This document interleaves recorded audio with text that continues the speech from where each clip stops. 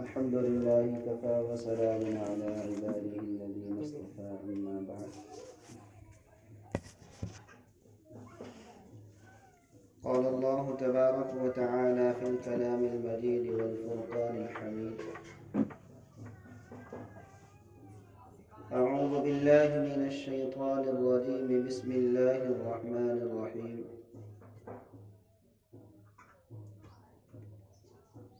إن المسلمين والمسلمات والمؤمنين والمؤمنات والقانتين والقانتات والصادقين والصادقات والصابرين والصابرات والخاشعين والخاشعات والمتصدقين والمتصدقات والصائمين والصائمات والحافظين فروجهم والحافظات والذاكرين الله كثيرا والذاكرات أعد الله لهم مغفرة وأجرا عظيما.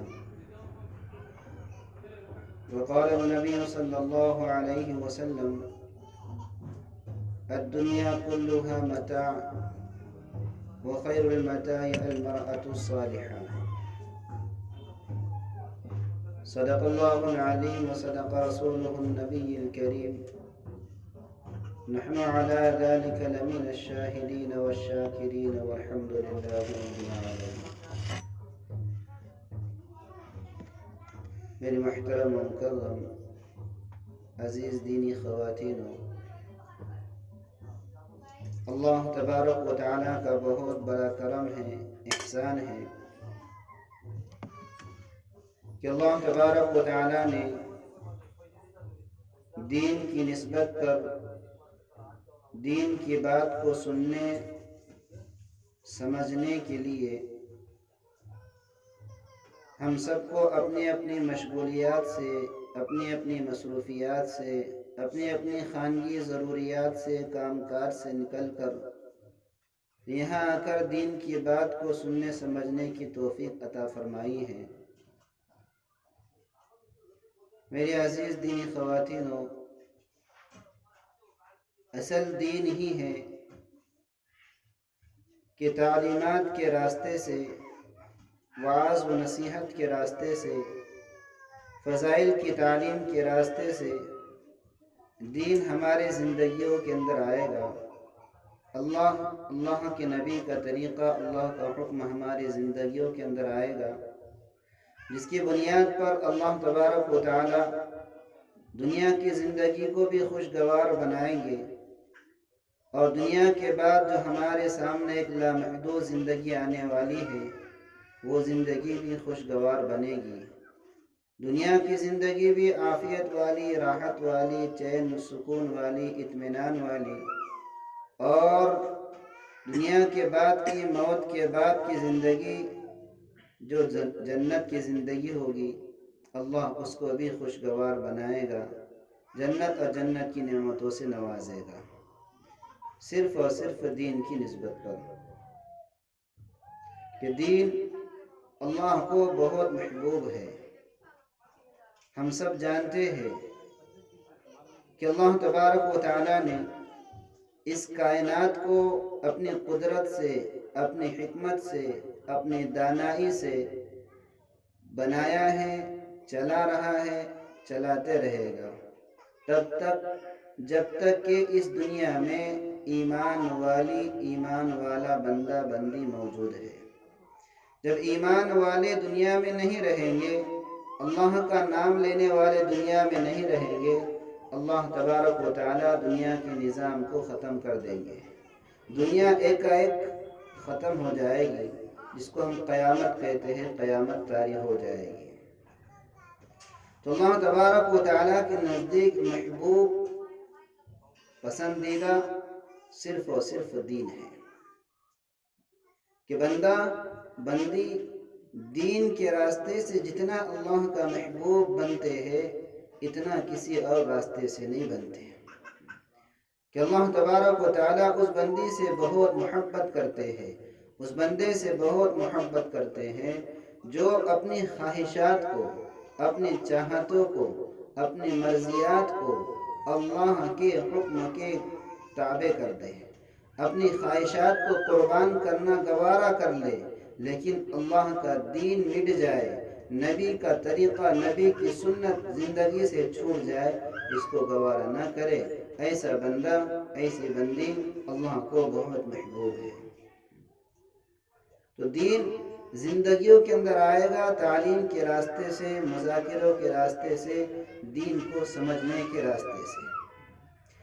ماقبل میں انبیاء کرام علیہ السلام آتے، دین سمجھاتے، اب جو ہے ہمارے نبی حضرت محمد صلی اللہ علیہ وسلم خاتم النبیین ہیں، آخری نبی ہے۔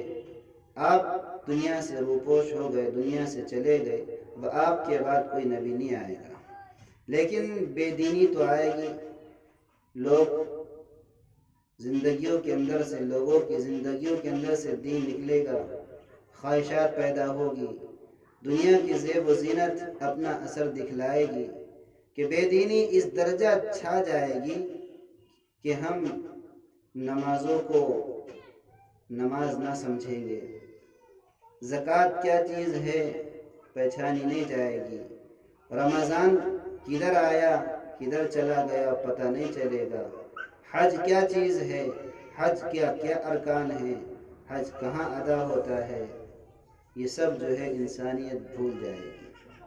اور آج ویسا ہی ہو رہا ہے کہ جب نبی دنیا سے چلے گئے، بے دینی دھیرے دھیرے اتنی گھس گئی، بے دینی انہیں اتنا جو ہے برا اثر دکھلایا کہ آج ہم اپنی زندگی کا خود جائزہ لے کر دیکھیں، ہم اپنی جو ہے پیدائش پر، اپنی خلقت پر غور کر دیکھیں کہ جس اللہ نے جس مقصد کے لیے ہم کو پیدا کیا تھا، ہم اس مقصد کو کتنا بھول چکے ہیں۔ میرے آپ کی پیدائش کا مقصد قرآن کریم نے خود بیان فرمایا ہے کہ وَمَا خَلَقْتُ الْجِنَّ وَالْإِنسَ إِلَّا لِيَعْبُدُونَ۔ اللہ کہہ رہے ہیں کہ ہم نے انسان کو، جنات کو محض صرف اور صرف اپنی عبادت کے لیے پیدا کیا ہے۔ عبادت ہماری اپنی پیدائش کا مقصد ہے، اطاعت، اللہ کی اطاعت کرنا، اللہ کی بات کو ماننا، اللہ کی حکم کے مطابق زندگی گزارنا ہماری اپنی پیدائش کا مقصد ہے۔ لیکن دین کے اعتبار سے جب فکریں مزمحل ہو گئی، فکریں کم ہو گئی، دنیا ہم پر سوار ہو گئی، دنیا کی محبتیں سوار ہو گئی، مال و متاع کی محبتوں نے جگہ لے لی، تو دین دھیرے دھیرے زندگیوں سے نکلتا چلا گیا۔ اتنا دین نکل گیا کہ نمازیں ہمیں جو ہے، اگر نماز ہماری کسی وقت کی چھوٹ جائے تو ہمیں چھوٹنے کا درد اور غم بھی نہیں ہوتا کہ میری نماز چھوٹ گئی۔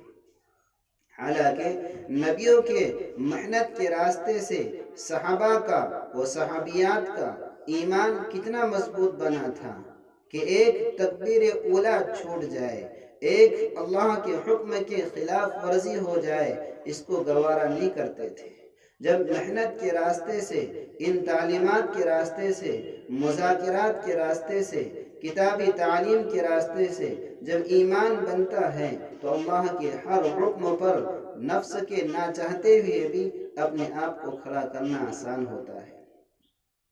صحابیات بھی نبی کے زمانے میں جو عورتیں تھیں جنہیں صحابیہ کہتے ہیں، وہ صحابیات بھی ہم جیسی عورتیں ہی تھیں۔ جب نبی نے ان پر محنت کیا، تعلیم کے راستے سے ان کو جو ہے دین سمجھایا، تو ایمان اتنا مضبوط بنا، اتنا مضبوط بنا کہ اللہ کا حکم نازل ہو رہا ہے، مجال نہیں ہے کہ میں اللہ کے حکم کے خلاف کام کروں۔ حضرت عمر رضی اللہ تعالی عنہ کی جو ہے اہلیہ محترمہ ہے، عمر رضی اللہ تعالی عنہ کی گھر والی ہے، عمر کی بیوی ہے، کیونکہ شریعت کے احکامات ایک دم سے نازل نہیں ہوئے، دھیرے دھیرے قرآن کریم میں اللہ نے شریعت کے احکامات کو نازل فرمایا۔ پردے کی آیت نازل ہو رہی ہے، صحابیات بھی صحابہ کی طرح، عورتیں بھی مردوں کی طرح مسجد میں نمازیں پڑھنے کے لیے جایا کرتی تھی۔ پہلے زمانے میں، نبی کے زمانے میں، نبی کے اول وہلے میں، نبی کے شروع والے زمانے میں مردوں کے جیسا، مردوں کی طرح عورتیں بھی نماز پڑھنے کے لیے مسجد جاتی۔ عمر رضی اللہ تعالی عنہ چونکہ اللہ کے بہت محبوب بندے ہیں اور نبی پر اپنی جان کو نچھاور کرنے والے ہیں، قرآن کریم کی کئی ایسی آیات ہیں جو عمر رضی اللہ تعالی عنہ کی منشا کے مطابق، چاہت کے مطابق نازل ہوئی ہے۔ حضرت عمر ہی کی خواہش تھی کہ اللہ تبارک و تعالی کوئی پردے کی آیت نازل فرمائے۔ ابھی تک پردے کا حکم نہیں آیا تھا، پردے کا حکم نہیں آیا تھا، اسی لیے تو عورتیں بھی مردوں کے ساتھ مسجد میں نمازوں کے لیے جاتی تھی، کیونکہ اس وقت جو ہے دل بڑے صاف تھے۔ تو عورتیں بھی مسجد میں نماز کے لیے جا رہی ہے، ایکایک اچانک قرآن کریم کی پردے کی آیت نازل ہو گئی کہ اب اللہ تبارک و تعالی نے حکم دے دیا، یا ایہا النبی قل لازواجک و بناتک و نساء المؤمنین یدنین علیہن من جلابیبہن، کہ اے نبی جی اپنی بیویوں سے، اپنی بیٹیوں سے اور مسلمان عورتوں سے کہہ دیجئے کہ یدنین علیہن من جلابیبہن، کہ اپنے آپ پر چادریں ڈالا کریں، پردے کا اہتمام کیا کریں۔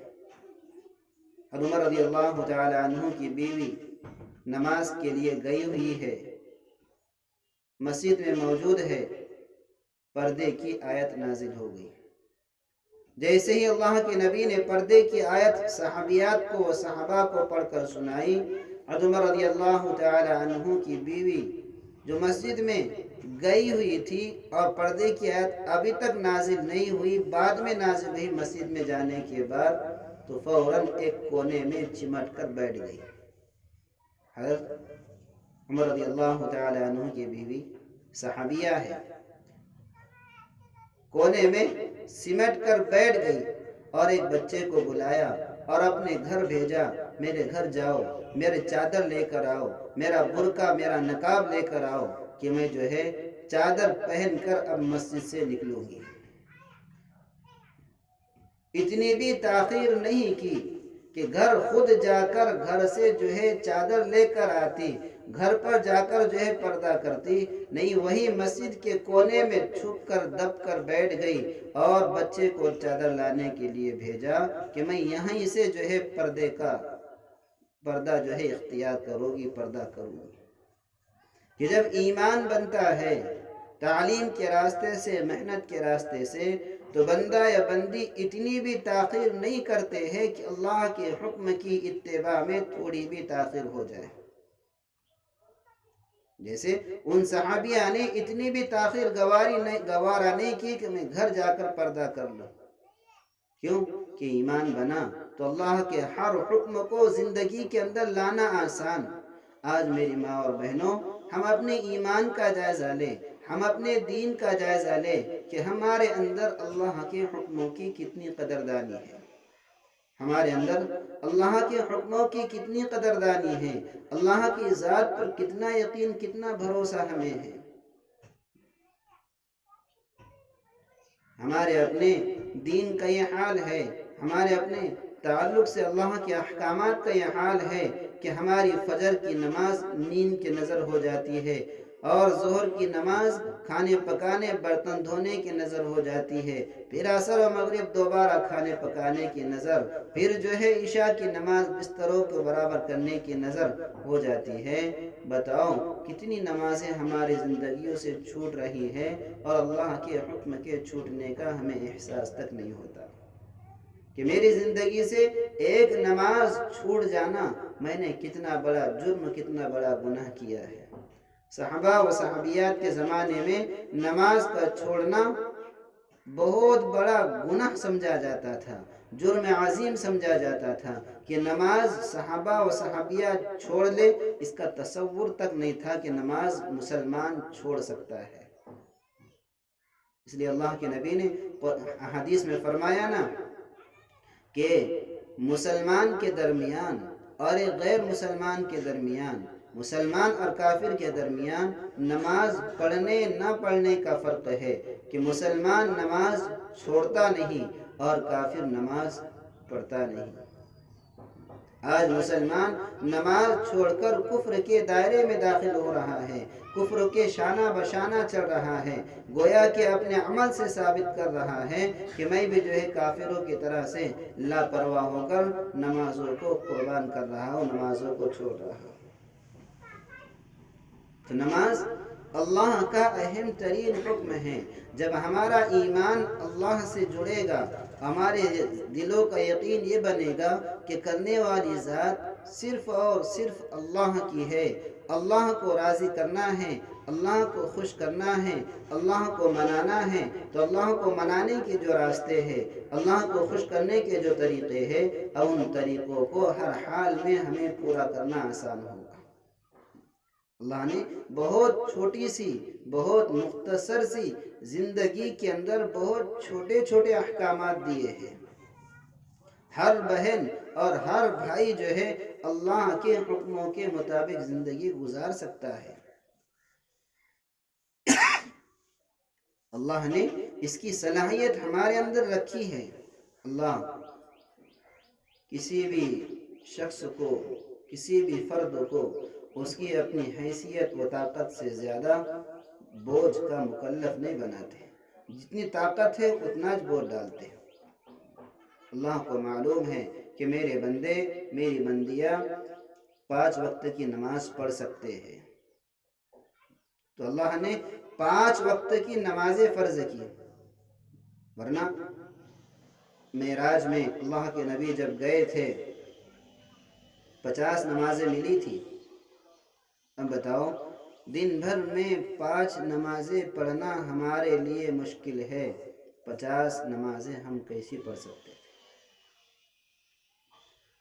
اللہ نے کہا کہ ٹھیک ہے، 50 ہم نے فرض کی تھی، اب 5 فرض کرتے ہیں، لیکن ہم 5 پڑھنے پر 50 کا اجر دیں گے، 5 پڑھنے پر 50 کا ثواب دیں گے۔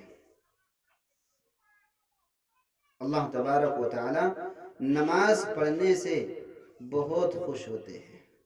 نمازی جب سجدہ کرتا ہے، نمازی خاتون جب سجدہ کرتی ہے، تو گویا کہ اللہ کے قدموں میں سجدہ کر رہی ہے۔ اللہ کو سب سے زیادہ بندے و بندے کی حالت سجدے کی حالت ہے، کہ ہم اللہ کے سامنے سجدہ کرنے والا بنے، اللہ کے سامنے اپنے پیشانی کو جھکانے والے بنے، کہ ہماری پیشانی اللہ کے سامنے جھکے گی، اللہ کے سامنے خم ہوگی، اللہ کے سامنے ٹکے گی۔ اس کے لیے نمازوں کا اہتمام۔ دنیا سے ہمیں کیا لے کر جانا ہے؟ دنیا کی زندگی ہم خود سوچ کر دیکھیں، کتنی زندگی ہے؟ 70 سال کی زندگی، 80 سال کی زندگی، اور اس زندگی کے لیے ہم اتنی محنت کر رہے۔ ہمارے اپنے گھر والوں کو دیکھیں کہ ہمارے گھر کے مرد حضرات صبح جاتے ہیں، شام میں لوٹتے ہیں، دن بھر کام کاروبار میں، دکانداری میں، تجارت میں، کاشتکاری میں، کھیتی باڑی میں مگن ہے، مصروف ہے۔ کتنی زندگی بنانے کے لیے؟ 70 سال کی، 60 سال کی، 80 سال کی زندگی کو بنانے کے لیے دن بھر ہم مصروف ہے، مشغول ہے۔ تو 60 سال کی زندگی بنانے کے لیے اتنا وقت چاہیے، تب اندازہ لگائے کہ جو آخرت کی زندگی جس کی کوئی گنتی نہیں ہے، آخرت کی زندگی کی گنتی نہیں ہے، کہ وہ کروڑ سال کی، اربہ خربہ سال کی زندگی نہیں، وہ زندگی کی کوئی حد نہیں ہے۔ آخرت کی زندگی لامحدود ہے، وہ زندگی ابد الآباد کی، ہمیشہ کی دائمی زندگی ہے۔ آخرت کی وہ زندگی کبھی بھی ختم ہونے والی نہیں ہے۔ اس زندگی کو بنانے کے لیے کتنی محنت چاہیے تھی، کہ 60 سال کی زندگی کو بنانے کے لیے ہمارے گھر والے کتنی محنت کرتے ہیں۔ وہ اندازہ لگائے کہ جو زندگی ہمیشہ کی ہے، اس کی جس کی گنتی نہیں ہے، اس کو بنانے کے لیے کتنی محنت چاہیے تھی۔ لیکن اللہ نے اس امت کے مختصر سے کاموں کے فضائل کو بہت بڑھایا ہے، بہت بڑھایا ہے۔ اللہ کے نبی نے مثال کے طور پر فرمایا کہ دیکھو ما قبل کی امتوں کا مسئلہ اور ہمارا مسئلہ، کہ ما قبل کی امتیں ان کی زندگیاں بہت ہوئی ہے اور ہماری زندگی بہت تھوڑی، لیکن اللہ اجر ان کے زندگیوں کے مقابلے میں ہمیں زیادہ دے گا۔ جیسے مثال کے طور پر ہمارے نبی نے سمجھایا کہ ایک شخص جو ہے صبح 9 بجے سے شام 5 بجے تک کسی دکان پر مزدوری کرتا ہے، صبح 9 بجے سے شام کے 5 بجے تک مزدوری کر رہا ہے، اس کو مزدوری مل رہی ہے 100 روپے۔ اور دوسرا شخص 5 بجے سے 6 بجے تک مزدوری کر رہا ہے، اس کو بھی مزدوری مل رہی ہے 100 روپے۔ اندازہ لگائے کہ جو دن بھر جس نے کام کیا 9 بجے سے 5 بجے تک، اس کے وقت اس کا کتنا لمبا ہو گیا، وقت اس کا کتنا طویل ہو گیا، لیکن اجرت مزدوری اتنی ملی جتنی جو ہے 5 بجے سے 6 بجے کے درمیان کے وقت میں 1 گھنٹے میں کام کرنے والے کو ملی۔ ہمارا اپنا حال بھی یہی ہے کہ یہ امت آخر میں آئی ہے، بہت چھوٹی زندگی لے کر آئی ہے، لیکن اللہ اس چھوٹی زندگی پر بڑی زندگی والوں کی طرح اجر دے گا، بڑی زندگی والوں کی طرح جو ہے ثواب دے گا۔ لیکن ہم اس ثواب کو حاصل کرنا بھی چاہے تو بغیر کوشش کے، بغیر چاہت کے، بغیر جد و جہد کے، بغیر مجاہدے کے، بغیر قربانی کے کوئی بھی چیز حاصل نہیں ہوتی۔ تو جنت کی نعمتیں، اللہ کا دیدار، اللہ کی رضا بغیر چاہت کے، بغیر کوشش کے، بغیر طلب کے کیسے ملے گی؟ جنت کی نعمتیں، اللہ کا دیدار، اللہ کی رضا بغیر چاہت کے کیسی ملے گی؟ تو جنت ہم سب چاہتے ہیں، جنت ہم سب چاہتے ہیں، جہنم سے بچاؤ، ہم سب چاہتے ہیں جہنم سے بچنا اور جنت میں داخل ہونا، لیکن اس کے لیے حرکتیں ہیں، اس کے لیے کوششیں ہیں، اس کے لیے محنت ہے۔ صرف چاہنے سے کوئی چیز نہیں ملتی ہے، صرف چاہنے سے کوئی چیز دستیاب نہیں ہوتی۔ ہم چاہے کہ ہمارا یہ گھر جو ہے 2 منزلہ بن جائے، چاہنے سے بن جائے گا؟ نہیں، بلکہ اس چاہت کے مطابق اب محنت کرنا پڑے گی، کالم کھودنا پڑے گی، دیواریں اٹھانی پڑے گی، پہلا سلاب ڈالنا پڑے گا، پھر اس کے بعد پھر دیواریں، پھر جو ہے دوسرا سلاب۔ تو یہ محنت پر جو ہے 2 منزلہ بلڈنگ تیار ہوگی، چاہنے پر نہیں ہوتی۔ ایسے ہی چاہنے پر جنت نہیں ملتی، بلکہ محنت پر ملتی ہے، اور وہ محنت وہاں کی کیا ہے؟ اللہ کے احکامات کو زندگیوں کے اندر لانا، کہ نمازوں کا اہتمام، خاص طور سے نماز ایک ایسی دولت ہے، نماز ایک ایسی عبادت ہے کہ اگر بندے نے اس کا اہتمام کر لیا تو سارے احکامات زندگیوں کے اندر آئیں گے، سارے گناہ زندگیوں کے اندر سے نکلیں گے۔ قرآن کریم میں اللہ نے خود فرمایا ان الصلاۃ تنہی عن الفحشاء والمنکر، کہ نماز بے حیائی سے، فحاشیوں سے، عریانیوں سے، نافرمانیوں سے، گناہوں سے روکتی ہے، کہ اگر نماز کا اہتمام ہوگا ہمارے اندر سے گناہ نکلیں گے، نماز کا اہتمام ہوگا ہم ذکر کرنے والے بھی بنیں گے، نماز کا اہتمام ہوگا ہم اللہ سے دعا کرنے والے، مانگنے والے بھی بنیں گے، نماز کا اہتمام ہوگا ہم گھر میں قرآن کریم کی تلاوت کرنے والے بھی ہوں گے۔ آج میری ماں اور بہنوں، نماز کا عمل چھوٹنے کی بنیاد پر ہم اندازہ لگائے کہ کتنے دن گزر جاتے ہیں ہماری زبان سے اللہ کا نام نہیں نکلتا، کتنے دن گزر جاتے ہیں قرآن کریم تاب کے اندر، محراب کے اندر رکھا ہوا ہے، پڑھنے کی فرصت نہیں ملتی، کتنے دن گزر جاتے ہیں ہم زبان سے جو ہے کسی کو بھلی بات بھی نہیں کہہ پاتے۔ وجہ کیا ہے کہ نماز جب چھوٹتی ہے تو برائیاں زندگیوں کے اندر اثر کرنا شروع کر دیتی ہے۔ تو اس لیے ہم سب عزائم کریں، ہم سب ارادے کریں کہ نماز زندگی میں کبھی نہیں چھوڑیں گے، کہ نماز اللہ کی وہ دولت ہے، نماز وہ دولت ہے کہ اللہ کے نبی نے فرمایا قرۃ عینی فی الصلاۃ، کہ میرے آنکھوں کی ٹھنڈک نماز میں رکھی گئی ہے۔ آج ہم غور کریں کہ کفار مشرکین نے، مکہ والوں نے، مکہ کے نبی کو نہ ماننے والوں نے ہمارے نبی کو نبی کی زندگی میں تکلیف پہنچائی ہے، پتھر مار کر، راستوں میں کانٹے بچھا کر، بدن پر اوجے ڈال کر، بدن پر تھوک کر کفار مشرکین نے ہمارے نبی کو ستایا ہے۔ لیکن آج ہم نبی کو نبی کی قبر مبارک میں نماز نہ پڑھ کر، نماز کو چھوڑ کر نبی کی آنکھوں کو تکلیف پہنچا رہے ہیں، نبی کو تکلیف پہنچا رہے ہیں۔ جب ٹھنڈک والا عمل نہیں کریں گے تو تکلیف تو ہوگی۔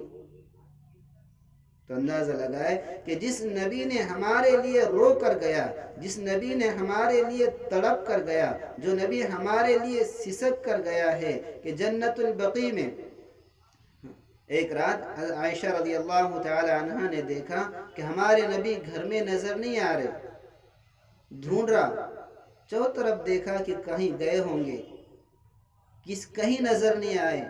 بہت دیر کے بعد دیکھا کہ قبرستان سے کسی کے بلکنے کی، کسی کے رونے کی، کسی کے سسکنے کی آواز آ رہی ہے۔ قریب جا کر دیکھا تو ہمارے نبی قبرستان میں سجدے میں پڑے ہوئے ہیں اور زار و قطار رو رہے ہیں اور دعا میں کہہ رہے ہیں، اے اللہ میری امت، اے اللہ میری امت، میری امت کی بخشش فرما دے، میری امت کو جنت کا داخلہ عطا فرما دے۔ میری ماں و بہنوں، ہمارے نبی ہمارے لیے اتنا رو کر گئے، اتنا رو کر گئے، دنیا میں بھی روئے، آخرت میں بھی روئیں گے، آخرت میں بھی ہمیں پکڑ پکڑ کر جنت میں داخل کرنے کی کوشش کریں گے، کہ آخرت کا میدان بڑا سخت میدان ہے، بڑا ہولناک میدان ہے، بڑا پرخطر میدان ہے۔ حدیث میں آتا ہے کہ ہر بندہ اپنے اپنے اعمال کے حساب سے میدان محشر میں پسینے کے اندر ڈوبا ہوا ہوگا۔ کوئی جو ہے ٹخنوں تک، کوئی گھٹنوں تک، کوئی کمر تک، کوئی اپنی ہنسلی تک، منہ تک جو ہے پسینے کے اندر ڈوبا ہوا ہوگا۔ جس کے جیسے اعمال ویسا اس کے ساتھ حشر۔ اتنا سنگین اور اتنا سخت مرحلہ میدان محشر کا۔ جس کے جیسے اعمال، اگر ہم نے دنیا میں اللہ کو راضی کرنے والے اعمال کیے ہیں تو اللہ تبارک و تعالی ہمیں میدان محشر کی سختیوں سے بچا کر مشک کی ٹیلوں پر پھرائیں گے۔ لیکن اگر ہم نے دنیا میں نیک اعمال نہیں کیے، نمازیں نہیں پڑھی، ذکر اذکار نہیں کرا، قرآن پاک کی تلاوت نہیں کی، زبان کو گالی گلوچ سے نہیں بچایا، غیبت سے نہیں بچایا، ناشکریوں سے نہیں بچایا، کسی کے حق کو مارنے سے نہیں بچایا، تو پھر میدان محشر میں اب ہمیں بھی جو ہے عذاب ہوگا۔ کہ حدیث میں آتا ہے کہ سورج اتنے قریب ہوگا، میدان محشر میں سورج اتنے قریب ہوگا کہ سوا نیزے کے قریب، سوا نیزے کے قریب، اتنے قریب جب سورج ہوگا تو لا محالہ یقیناً پسینہ بہت بہے گا۔ اب گرمی کا موسم آ رہا ہے، گرمی کے موسم میں ہم دیکھتے ہیں کہ سورج ہم سے کتنے کروڑ کی میل کی مسافت پر ہے، ہم سے بہت دور ہے۔ اتنے دور ہونے کے باوجود گرمی کے موسم میں ہماری حالت بگڑ جاتی ہے، تلملا اٹھتے ہیں کہ بدن سے پسینہ بہنے لگتا ہے، گرمی سے بدن کے اندر جو ہے پھنسیاں آنا شروع ہو جاتی ہے۔ اتنے دور ہونے کے باوجود سورج اتنی گرمی پھینک رہا ہے تو میدان محشر میں تو سوا نیزے کے قریب ہوگا، وہاں کتنی گرمی ہوگی۔ تو وہاں کی گرمی، وہاں کی سختی، وہاں کے عذابات، وہاں کی سزاؤں سے بچنے کے لیے دنیا میں کوشش، دنیا میں محنت، دنیا میں فکریں۔ اس لیے اللہ کے نبی نے فرمایا عورتوں کی جماعت سے، خاص طور سے اے عورتوں کی جماعت، کثرت سے صدقہ کر کر، نیک اعمال کر کر اپنے آپ کو جہنم سے بچاؤ۔ اللہ کے نبی نے فرمایا اے عورتوں کی جماعت میں نے تم کو بہت زیادہ جہنم میں داخل ہوتے ہوئے دیکھا ہے۔ اللہ کے نبی کیا کہہ رہے؟ اے عورتوں کی جماعت میں نے تم کو زیادہ جہنم میں داخل ہوتے ہوئے دیکھا ہے کہ زیادہ کثرت سے ایک کے بعد دیگرے بہت زیادہ تعداد میں عورتیں جہنم میں داخل ہو رہی ہیں۔ اسماء رضی اللہ تعالی عنہا نے پوچھا اللہ کے نبی اس کی کیا وجہ ہے کہ ہم عورتیں جہنم میں کیوں جا رہی ہیں؟ اللہ کے نبی نے فرمایا تکفرن العشیر ولعن الکثیر، کہ تمہارے اندر دو خامیاں ہیں، تمہارے اندر دو خامیاں ہیں، دو نقص ہے، دو کمیاں ہیں کہ ان کمیوں کی وجہ سے، ان خامیوں کی وجہ سے تم کثرت سے جہنم میں داخل ہو رہی ہو۔ ایک تو فرمایا اللہ کے نبی نے لعن الکثیر، کہ تم لعنت بہت زیادہ کرتی ہو۔ اللہ کے نبی اپنے زمانے کی عورتوں کو کہہ رہے ہیں کہ تم لعنت بہت زیادہ کرتی ہو۔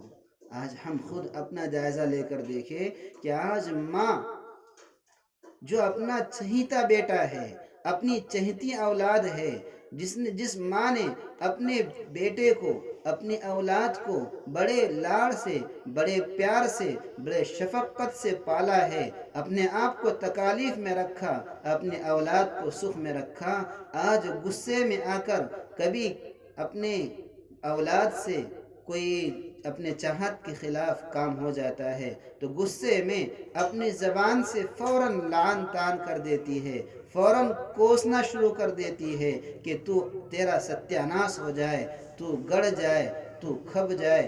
ہمارے یہ الفاظ ہے۔ اللہ کے نبی نے فرمایا یہ کوسنا، یہ لعن طعن کرنا، یہ بد دعائیں دینا عورتوں کو جہنم میں کثرت سے لے کر جا رہا ہے۔ اللہ کا دستور ہے کہ جسے ہم کوس رہے ہیں اگر وہ ہمارے اپنے لعنت کا مستحق نہیں ہے تو لعنت واپس ریٹرن آتی ہے۔ جیسے ہم نے دیوار پر گیند کو مارا، دیوار پر بال کو پھینک کے مارا تو دیوار پر جتنے زور سے گیند کو ماریں گے واپس ہمارے پاس آئے گی۔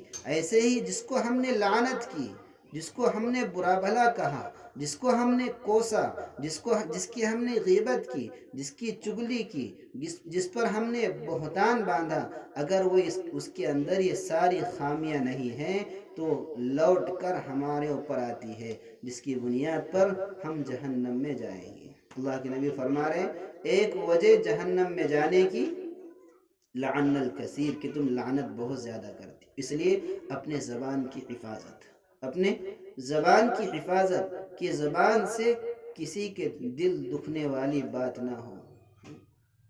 اس لیے اللہ کے نبی نے زبان کے تعلق سے فرمایا کہ جو بندہ مجھے اپنے زبان کی ضمانت دے میں اس کے لیے جنت کی ضمانت دیتا ہوں، کہ اس بندے کو جنت میں داخل کرنے کی ذمہ داری میری جو اپنے زبان کی حفاظت کرے۔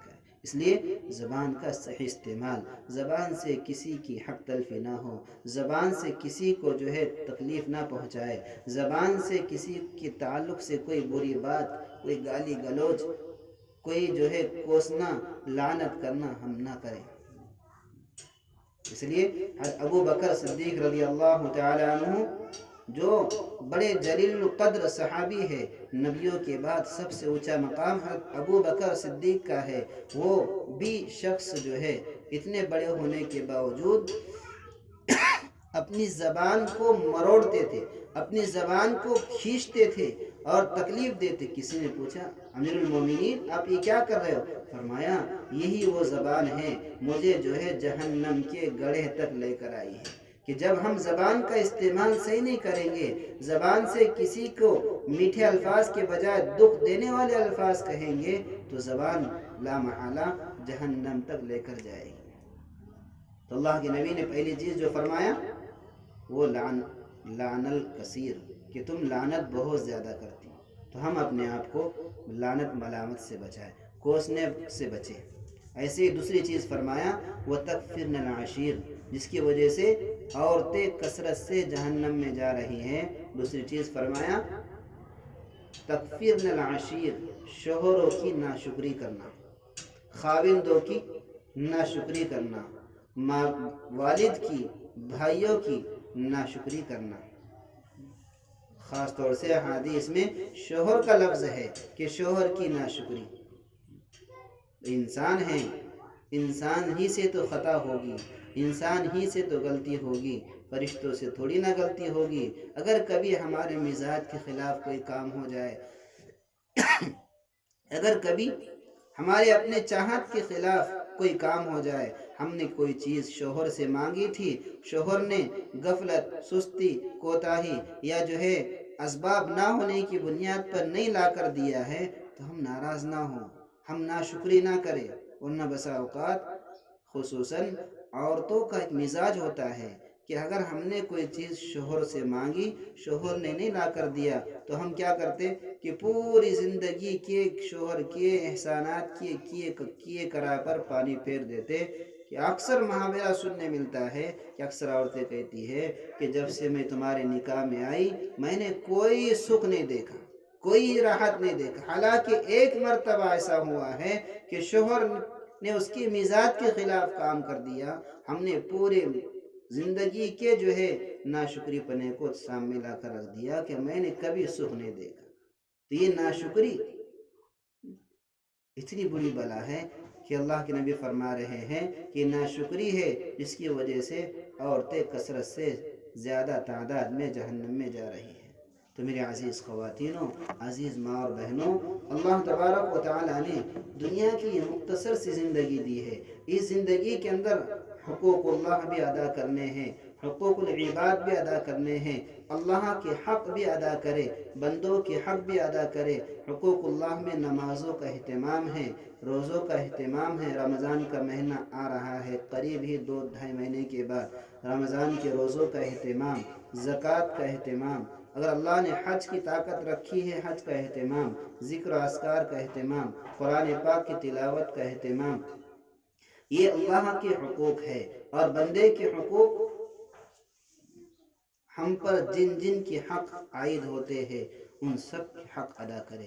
خاوند اگر کوئی بیوی ہے تو شوہر کا کیا حق ہے، بیوی ہے تو ساس سسر کا کیا حق ہے، بیوی ہے اولاد کا کیا حق ہے، اگر ماں ہے اولاد کا کیا حق ہے، والدین کا کیا حق ہے، ہمارے اپنے بچوں کا کیا حق ہے، بھائی بہن کا کیا حق ہے. ان سب کے حقوق کے ساتھ ہماری زندگی گزرے کہ ہمارے ذریعے سے کسی کو تکلیف نہ ہو، کسی پر ہم بوجھ نہ بنے، کسی کو تکلیف نہ دے.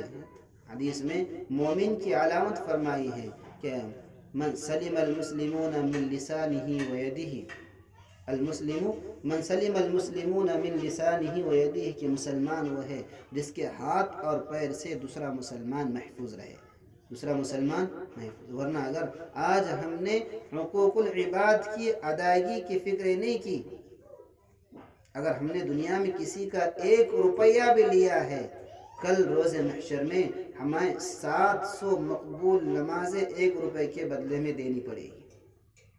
اگر ہم نے ناحق چھین کر، چرا کر، غصب کر کسی کا 1 روپیہ بھی لیا ہے تو 700 مقبول نمازیں ہمیں اس 1 روپے کے بدلے میں دینی پڑے گی. اس لیے اللہ کے نبی نے فرمایا اپنے صحابہ سے کہ تم جانتے ہو مفلس کون ہے؟ صحابہ نے فرمایا اللہ کے نبی آپ ہی بتا دے کون مفلس ہے. اللہ کے نبی نے فرمایا میری امت کا مفلس وہ ہے جو روز محشر میں بہت ساری نیکیاں لے کر آئے، کہ قرآن بھی خوب پڑھا، ذکر بھی خوب کیے، صدقہ و خیرات بھی خوب کیے، نمازیں خوب پڑھی، فجر بھی پڑھی، تہجد بھی پڑھی، اشراق بھی پڑھی، اوابین بھی پڑھی، فرائض بھی، نوافل بھی، سنتیں بھی، ساری نمازوں کا اہتمام کیا ہوگا. اتنی نیکیاں لے کر آئے، اتنی نیکیاں لے کر آئے کہ اگر وہ نیکیاں پہاڑ پر رکھ دے تو پہاڑ بھی دب جائے. لیکن پھر بھی یہ بندی، یہ بندہ اتنی نیکیاں ہونے کے باوجود جہنم میں جا رہی ہوگی. کیا وجہ؟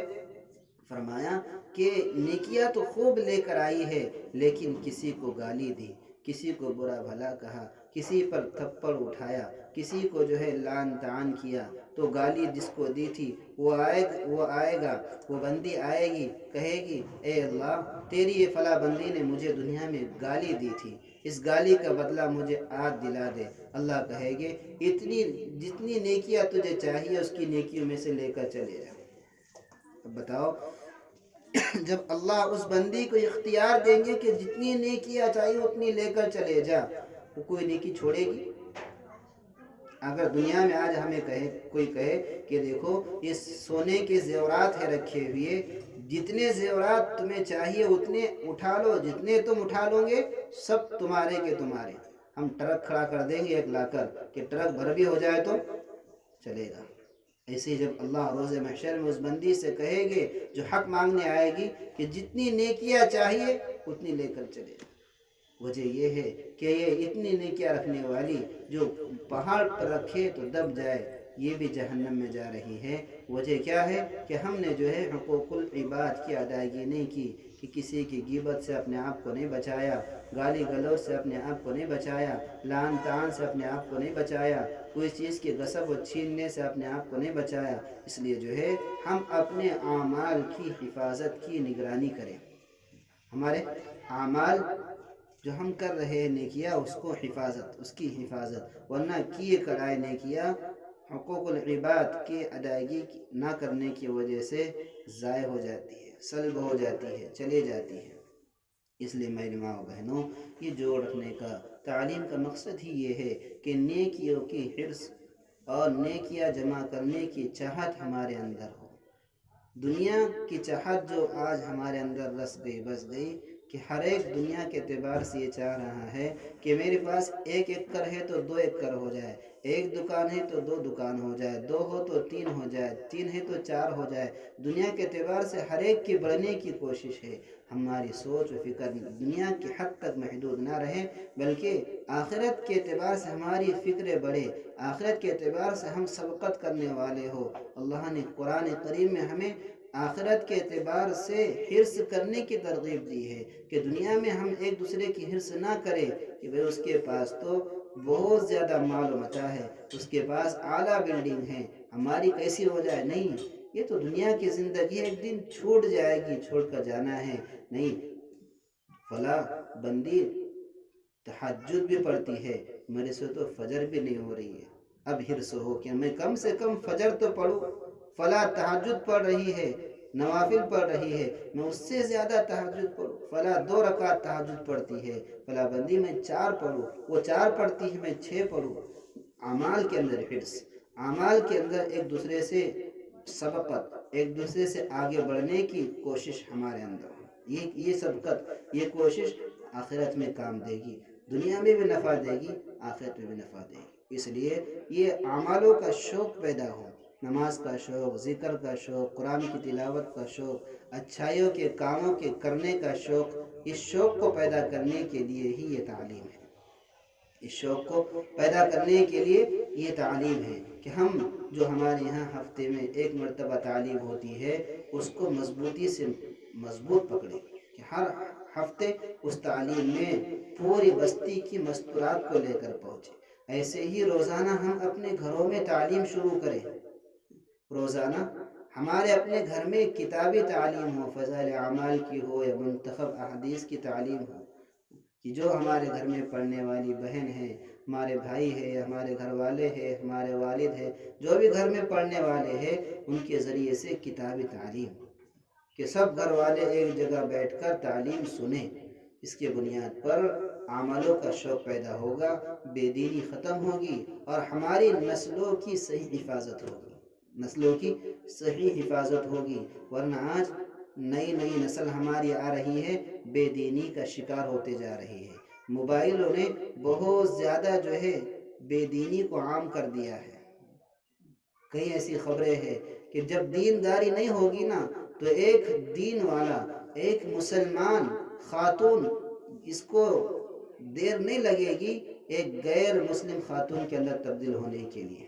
کیوں کہ جب دین زندگیوں کے اندر نہیں آیا، تعلیمات کے ذریعے سے ایمان کی اہمیت کو نہیں سنا، ایمان کی فضیلت کو نہیں سنا، تو جو ہے ظاہری دنیا کو سب کچھ سمجھ کر ہماری گھر کی بیٹی ارتداد کا شکار ہو جائے گی، مرتد ہو جائے گی۔ کیوں کہ دنیا کے حد تک نگاہ محدود رہ گئی۔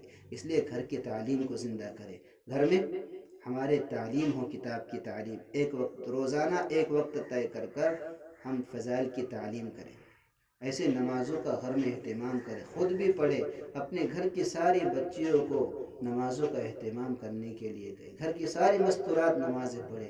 نماز کی برکت سے گھر میں برکت آئے گی، بے دینی ختم ہوگی، بے برکتی ختم ہوگی، شیطان رفع دفع ہوگا نماز کی برکت سے۔ ایسے ہی ہم نمازیں پڑھ رہے ہیں تو ہماری کوشش کہ ہمارے گھر کے مرد حضرات بھی نماز پڑھیں، مرد حضرات کو فکرے دلائے، ترغیب دے، ذہن سازی کرے کہ وہ 5 وقتہ نمازوں کا اہتمام کرے۔ مرد حضرات کے لیے مسجد بنی ہوئی ہے، الحمدللہ ہمارے بستی میں عالی شان مسجد ہے، امام صاحب موجود ہے، ساری چیزیں موجود ہے۔ اب کمی صرف جو ہے آپ کے بستی کے مرد حضرات کی ہے کہ مرد حضرات کی ذہن سازی کر کر انہیں جو ہے 5 وقتہ نمازوں کے لیے مسجدوں میں بھیجے۔